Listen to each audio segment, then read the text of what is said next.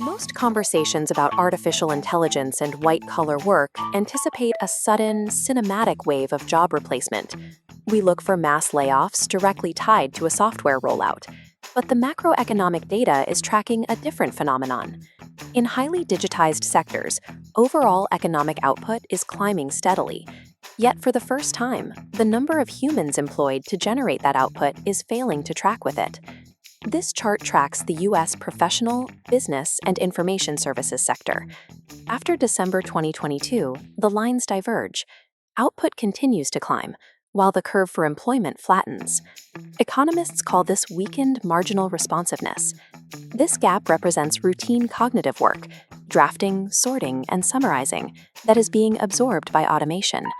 The overarching job titles remain on the payroll, but a massive volume of the daily tasks inside them has vanished.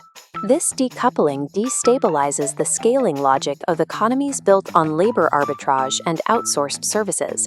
The Indian government's Economic Survey 2025-26 officially flagged this shift, identifying it as a structural threat to the country's historical back-office IT model.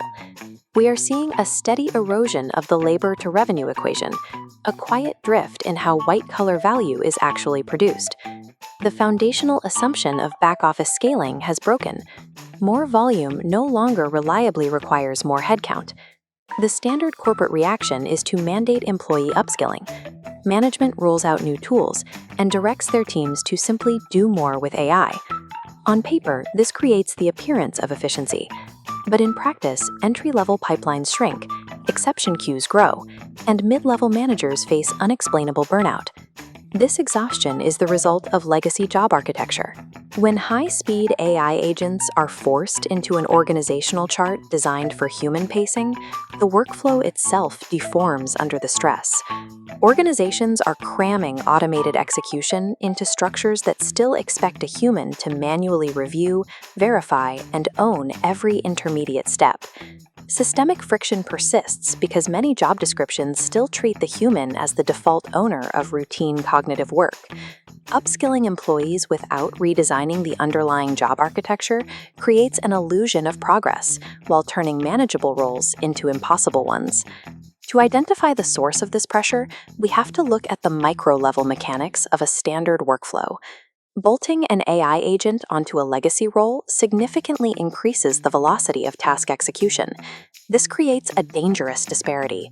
Small gray tiles, routine tasks, flow through the system at machine speed, but the large charcoal tiles jam and accumulate at the decision nodes where human review is required. AI offers frictionless speed for drafting, sorting, and retrieving information. However, that speed creates a concentrated bottleneck. The human worker is left managing a high-velocity queue of edge cases, hallucinations, and risk escalations that the automation cannot resolve.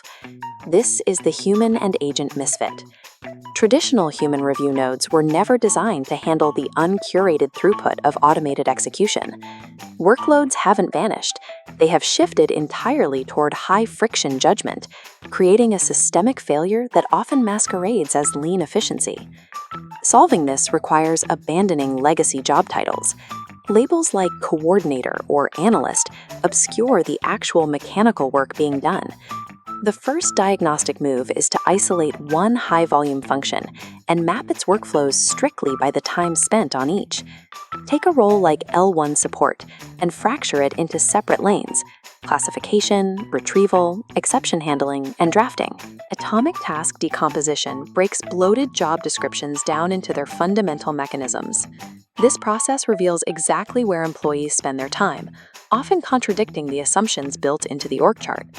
Because headcount is a lagging indicator, this is the only way to uncover where an organization is bleeding capital on misallocated human effort. Decomposed tasks must then be rigorously reallocated based on risk. We use a 3-lane matrix to sort the work: agent-only, hybrid, and human-critical. The agent-only lane is reserved for low-context, repetitive execution where the cost of error is low.